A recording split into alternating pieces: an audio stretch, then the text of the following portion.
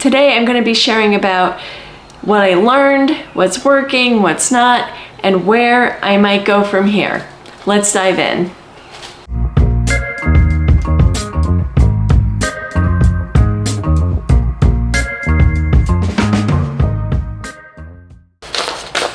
So as always, I jotted down a lot of notes so that I wouldn't forget anything. The first thing I want to talk about is how my eating has evolved since I started. Early on, I felt like I needed to make multiple meats for each meal just to feel like I had variety. That lasted about a week, and I really pretty much just have one meat at each meal. And I am down to 2 regular meals, breakfast and dinner.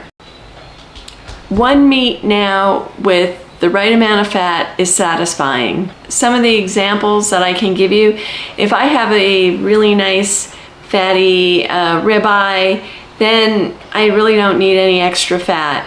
If I had some pork ribs, I don't need any extra fat. But if I'm making, I did get a center cut pork roast, and it has a nice fat around the edges, but otherwise it's pretty lean. Then I will make a heavy cream and Dijon mustard sauce, which adds a little bit of extra fat. I found when I didn't have enough fat that I would have breakthrough hunger between my breakfast and my dinner. And so, I was prepared for that. I had roasted an eye roast and a boneless turkey breast to have ready so that if I was hungry, or my husband, we could pull that out and eat on that. And they've been a lifesaver. But I started working on increasing my fat. I also, I had a leaner cut of meat. I made an eye roast for dinner the one night, which is not very fatty, and I made an herb butter. That was delicious, and I added butter to the meal so that I felt satiated and satisfied as well. And then another lean protein that I think I had was baked haddock. And what we did with that, we love that. It's a white fish, and we just poured, I melted some butter and I browned it, and I poured that on top of the lean fish to add the fat. And then I was okay. So the lesson I learned from that is that I have to have, fat does make the difference in taste, satiety, and nutrient absorption. Meal timing and hunger, again, 2 meals a day feels natural and satisfying. I talked about the prepped lunch meats that we got from a whole eye roast or a whole turkey breast, and that was gave us something to snack on if we needed it. I had to go up from my standard 2 eggs on keto to 3 eggs to not feel hungry in the afternoon. And I found that what keeps me most satisfied is if I have ground beef. And so I've been using the 80-20%. And if I have eggs and a burger patty for breakfast, then I can get away with the 2 eggs because the burger patty really seems to keep me satiated and for a long time. And I had my first social challenge, I might say, over last week. We were invited to a picnic, and I was asked to bring a side, so I made something that it's not carnivore or keto, it's macro, because everybody except my husband there was not carnivore or keto. And I made a shrimp macaroni salad, which is really, really good. And everybody loved it. But the good news was I had a nice, satisfying breakfast. And when I went to the picnic, they had burgers. So I had 2 burgers with cheese, and I was good. And I was good when I came home, and they were nice sized burgers, and that was just enough for me. So I did well in a social situation like that. In regards to the physical and mental benefits, man, I said it week 1, week 2, week 3. Mental clarity feels even better than on keto. I am definitely sharper, focused, and I notice that I have a greater attention to detail. My energy is steady. I mean, I must stand for 14 hours a day. I'm busy doing something. So I have steady energy, with the exception of those 2 times where I just felt hungry between. It wasn't that my energy tanked. I felt hungry. So sleep is solid. And compared from week 1 to now, I feel like now, if there was any water weight that I lost in the beginning, that seems to be over. And I really felt like I needed a lot of electrolytes week 1 and 2. It kind of stabilized now, and I feel I had them dialed in last week, but this week I don't feel like I need as much for whatever reason. Inflammation. Now I have a very arthritic ankle, and literally it's at an all-time low. I really, unless I go out on uneven surfaces and I'm walking on rocks or in gravel or the grass, that can irritate it sometimes, but really that inflammation and pain level is next to zero. I mean, it's very, very good. And again, if I have any kind of arthritis, it's in this first knuckle on my right hand, and I don't even notice it. As far as digestion issues and bowel issues, no issues, less frequent. What I do notice is that there's less frequent. And I was watching the Beef and Butter Gal, and she had indicated in one of her videos that she goes once a week. And so that was something to get used to.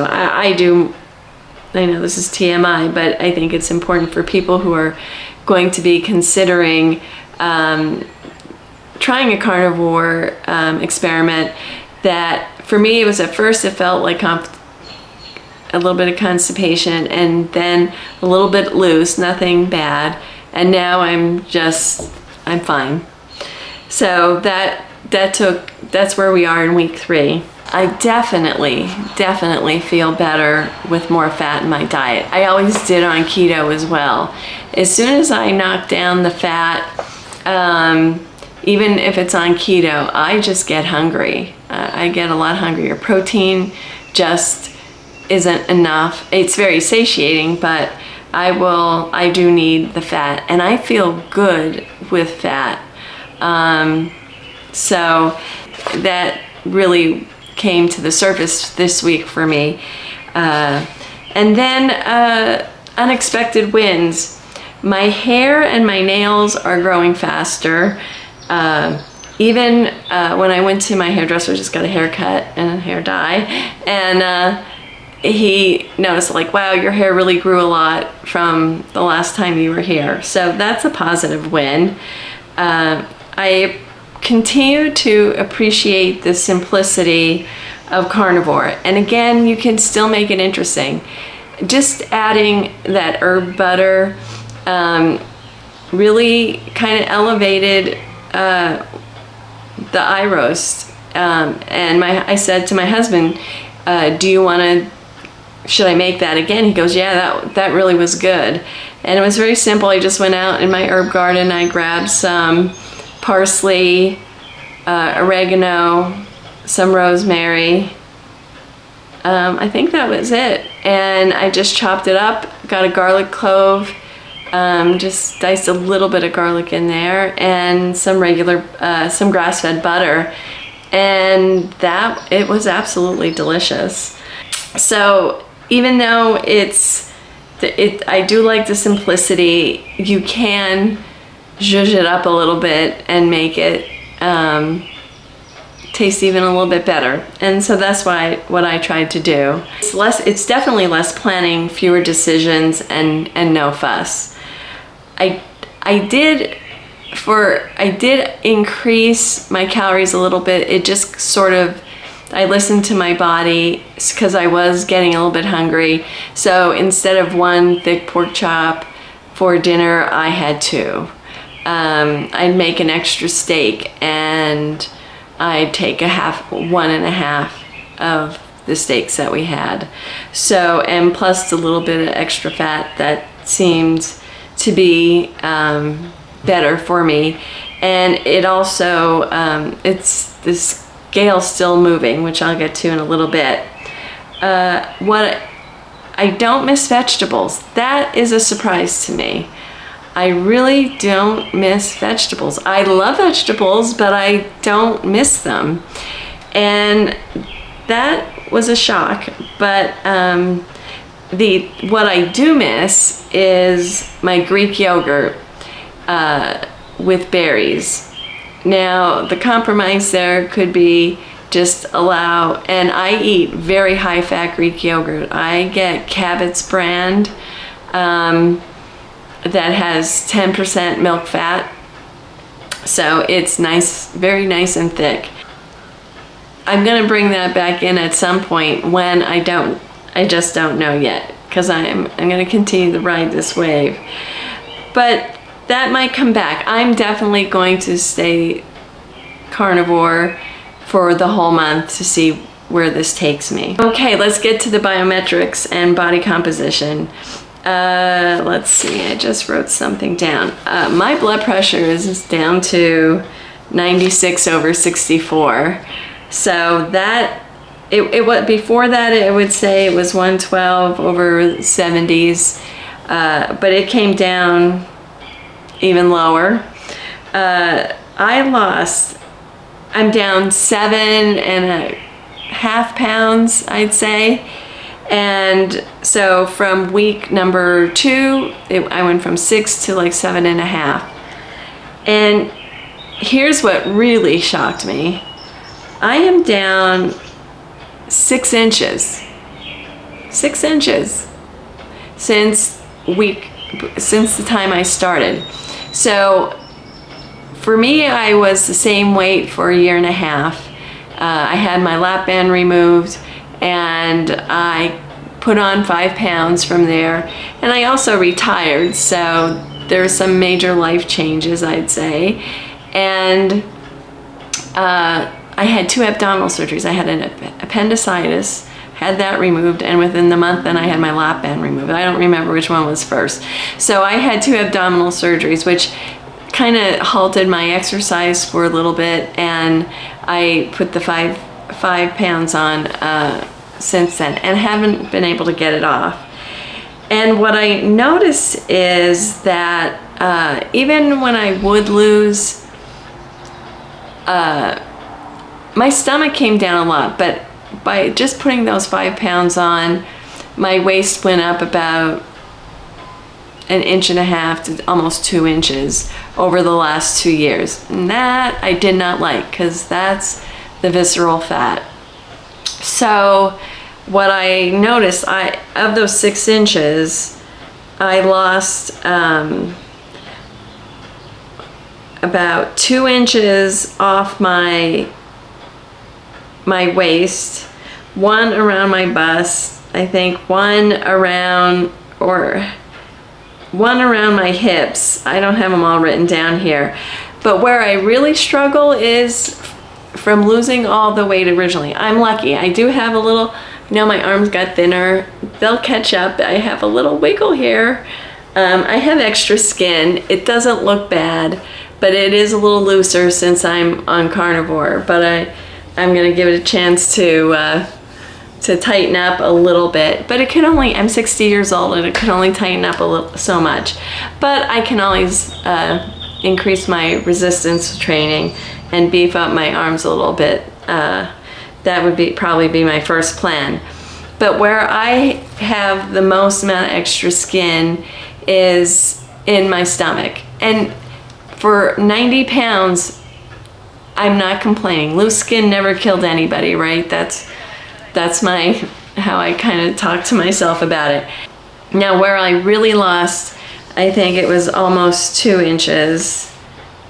was just below the belly button, where that skin tends to be, and that, and around like your low back, right around like the love handles, that really came down a lot, which I could never get rid of that.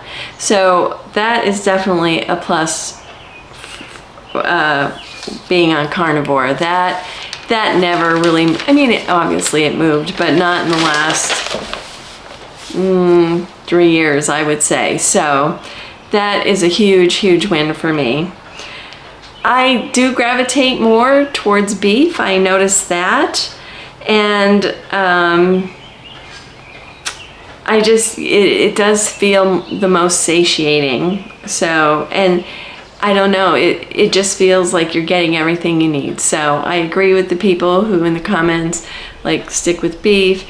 However, I do like the variety. I'm still gonna eat chicken and pork, but I do notice that I feel good with beef. I don't feel bad with the other ones. I just seem most satisfied with beef, whether it's the nutrients, the fat, not sure. So what's next? I'm planning on continuing for the full month, and after that I'll decide if I'm going to continue with strict carnivore or introduce some combo approach.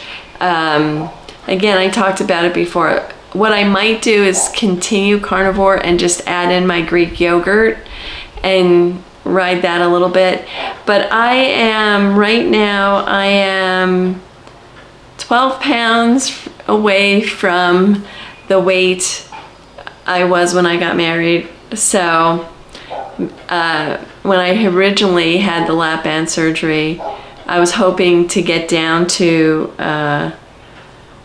160. My marriage weight was 155. So I'm a solid girl no matter what. I'm 5'5", and 150, 155.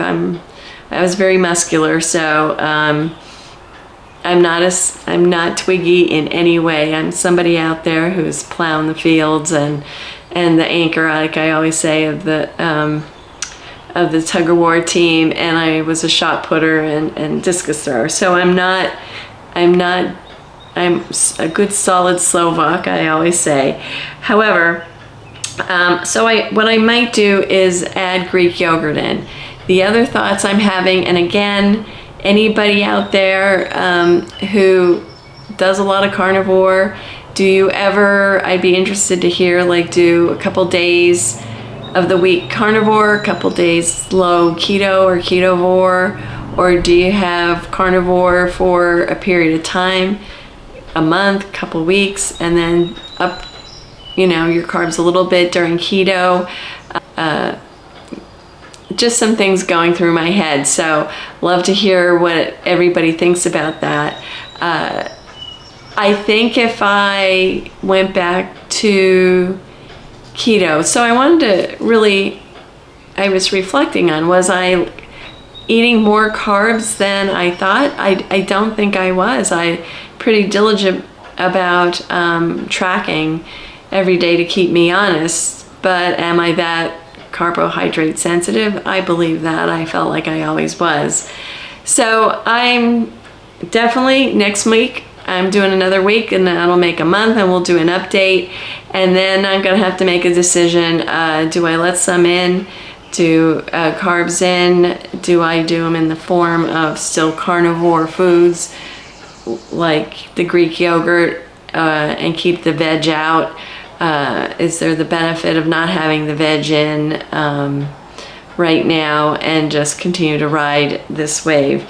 I would love to, I don't know if it's realistic, it probably is, get down to 160. I would be thrilled. I'm 167 now, and then another 5 pounds would be the 155. So that's what I'm thinking about. Even though I'm losing those inches, it doesn't really look worse.